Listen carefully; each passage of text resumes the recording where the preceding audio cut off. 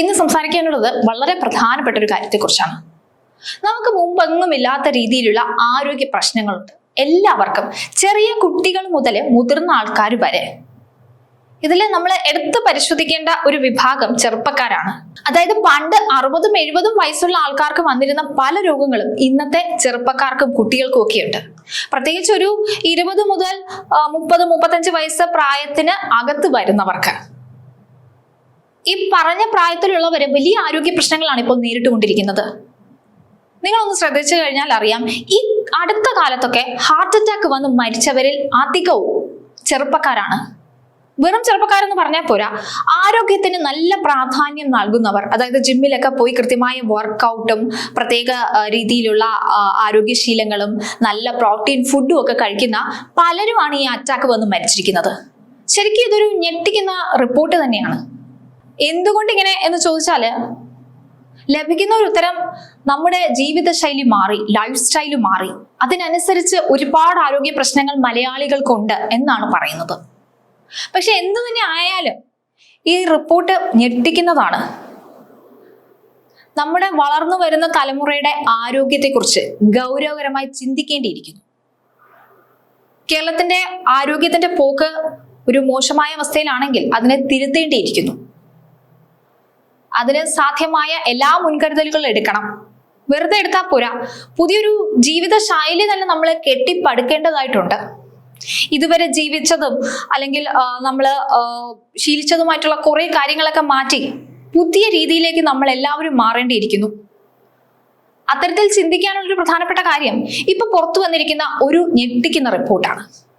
കേരളത്തിൽ ജീവിതശൈലി രോഗങ്ങളുടെ വ്യാപനം ആശങ്കാജനകമായ രീതിയിൽ വർദ്ധിക്കുന്നതായിട്ടാണ് ആരോഗ്യ വകുപ്പിന്റെ സർവേ ഫലങ്ങൾ പറയുന്നത്. 30 വയസ്സിന് മുകളിലുള്ളവരിൽ നടത്തിയ സ്ക്രീനിങ്ങിൽ 2ാം ഘട്ടത്തിൽ രോഗസാധ്യതയുള്ളവരുടെ എണ്ണം ആദ്യ ഘട്ടത്തേക്കാൾ ഇരട്ടിയായി വർദ്ധിച്ചു. ഹൈപ്പർ ടെൻഷൻ, ഓറൽ ക്യാൻസർ തുടങ്ങിയവയുടെ ഭീഷണി ഉയരുകയാണ്. അതേസമയം യുവാക്കളിൽ വർദ്ധിച്ചു വരുന്ന സ്ട്രോക്കും ചികിത്സ തേടുന്നതിലെ കാലതാമസവും ഗുരുതരമായ ആരോഗ്യ പ്രശ്നമായി മാറിക്കഴിഞ്ഞു. ജീവിതശൈലിയിലെ മാറ്റങ്ങൾക്കൊപ്പം കൃത്യമായ പരിശോധനകളും ചികിത്സയും ഉറപ്പാക്കേണ്ടത് ഈ സാഹചര്യത്തിൽ അനിവാര്യമാണ്.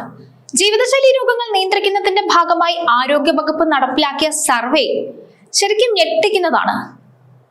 രോഗസാധ്യതയുള്ളവരുടെ എണ്ണത്തിന്റെ കാര്യത്തിൽ വൻ വർധനമാണ് ഉണ്ടായിരിക്കുന്നത്. ആദ്യഘട്ടത്തിൽ 13,68,000 പേരുടെ സർവേ നടത്തിയപ്പോൾ 30 വയസ്സിന് മുകളിലുള്ള 2,49,183 പേർക്കാണ് രോഗസാധ്യത കണ്ടെത്തിയത്. അതേസമയം 2ാം ഘട്ട സർവേ നടത്തിയവരിൽ 12,37,651 പേരിൽ 5,04,560 പേർക്കാണ് ജീവിതശൈലി രോഗം വരാൻ സാധ്യതയുള്ളത്. ഹൈപ്പർ ടെൻഷൻ ഉള്ളവരുടെ എണ്ണത്തിലും വർധനമുണ്ട്.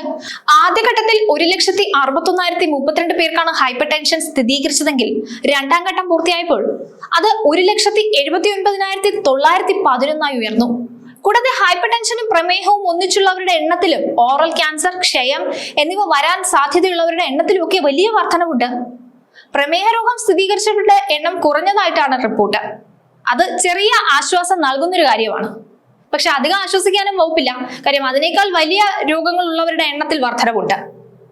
ആദ്യം 1,22,237 പേർക്കാണ് പ്രമേഹം കണ്ടെത്തിയതെങ്കിൽ 2ാം ഘട്ടത്തിൽ എത്തുമ്പോൾ 1,10,033 ആയി.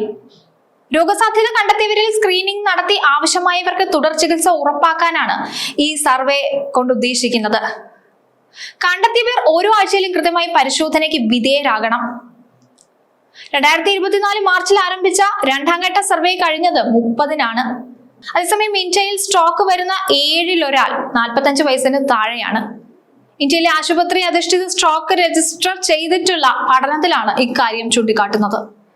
ഇന്റർനാഷണൽ ജേർണൽ ഓഫ് സ്ട്രോക്കിൽ റിപ്പോർട്ട് പ്രസിദ്ധീകരിച്ചിട്ടുണ്ട്. 2020-നും 2022-നും ഇടയിൽ ഏതാണ്ട് 30,000 സ്ട്രോക്ക് കേസുകൾ പഠിച്ചിട്ടാണ് റിപ്പോർട്ട് തയ്യാറാക്കിയത്. ഇന്ത്യയിലാണെങ്കിലും 45 വയസ്സിന് മുൻപ് സ്ട്രോക്ക് വരുന്നത് ഒരു സാധാരണ കാര്യമായിട്ട് കാണാൻ സാധിക്കില്ല. ഇതിൽ 63.4% പുരുഷന്മാരാണ്. സ്ട്രോക്ക് അഥവാ മസ്തിഷ്കാഘാതത്തിന്റെ ലക്ഷണങ്ങൾ പ്രത്യക്ഷപ്പെട്ട് 24 മണിക്കൂർ കഴിഞ്ഞാണ് 5-ൽ 2 പേരും ആശുപത്രിയിൽ എത്തുന്നത്. അത് മറ്റൊരു വസ്തുത. ഇത് മരണത്തിനോ ദീർഘകാല വൈകല്യത്തിനോ ഒക്കെ കാരണമായേക്കാം. തലച്ചോറിലേക്കുള്ള രക്തധമനികളിൽ തടസ്സമുണ്ടാവുകയോ പൊട്ടുകയോ ചെയ്യുമ്പോഴുണ്ടാകുന്ന അവസ്ഥയാണ് സ്ട്രോക്ക് അഥവാ മസ്തിഷ്കാഘാതം. ഉയർന്ന രക്തസമ്മർദ്ദമാണ് സ്ട്രോക്കിനുള്ള പ്രധാന കാരണം. ഇന്നത്തെ കാലത്ത് രക്തസമ്മർദ്ദം ഇല്ലാത്ത ആൾക്കാർ വളരെ കുറവായിരിക്കും. ഉള്ളവരെ കണ്ടുപിടിക്കുന്നതിനേക്കാളും എളുപ്പം ഇല്ലാത്ത ആരെന്ന് കണ്ടുപിടിക്കുന്നതായിരിക്കും. കാര്യം അവരുടെ എണ്ണം വളരെ വളരെ കുറവായിരിക്കും.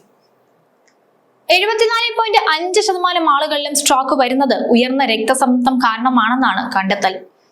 പ്രമേഹമാണെങ്കിൽ 27.3%, പുകവലി 22.6%, മദ്യപാനം 20.6% എന്നിവയൊക്കെയാണ് മറ്റ് പ്രധാന കാരണങ്ങൾ. ജീവിതശൈലി രോഗങ്ങൾ വെറും വാർദ്ധക്യകാല രോഗങ്ങളല്ല, യൗവനത്തെ പോലും ബാധിക്കുന്ന ഭീഷണിയാണെന്ന് പുതിയ പഠനങ്ങൾ എടുത്തു പറയുന്നു. ശൈലി സർവേയിലൂടെ കണ്ടെത്തിയ രോഗസാധ്യതയുള്ളവർ കൃത്യമായ ഫോളോ അപ്പ് ചികിത്സയ്ക്ക് വിധേയരാകണം. ഉയർന്ന രക്തസമ്മർദ്ദവും പ്രമേഹവും നിയന്ത്രിക്കുന്നത് വഴി സ്ട്രോക്ക് പോലുള്ള വലിയ അപകടങ്ങളെ ഒരു പരിധിവരെയൊക്കെ തടയാനാകും. ലക്ഷണങ്ങൾ കണ്ടാലുടൻ ആശുപത്രിയിൽ എത്താൻ മടിക്കുന്ന പ്രവണത അവസാനിപ്പിക്കണം. ചിട്ടയായ വ്യായാമം, സന്തുലിതാഹാരം, ലഹരി ഉപേക്ഷിക്കൽ എന്നിവ ശീലമാക്കുന്നതിലൂടെ ആരോഗ്യപൂർണമായ ഒരു തലമുറയെ കെട്ടിപ്പടുക്കാൻ നമുക്ക് സാധിക്കും. മുൻകരുതലാണ് ചികിത്സയേക്കാൾ നല്ലതെന്ന തത്വം ഇവിടെ പ്രസക്തമാവുന്നുണ്ട്.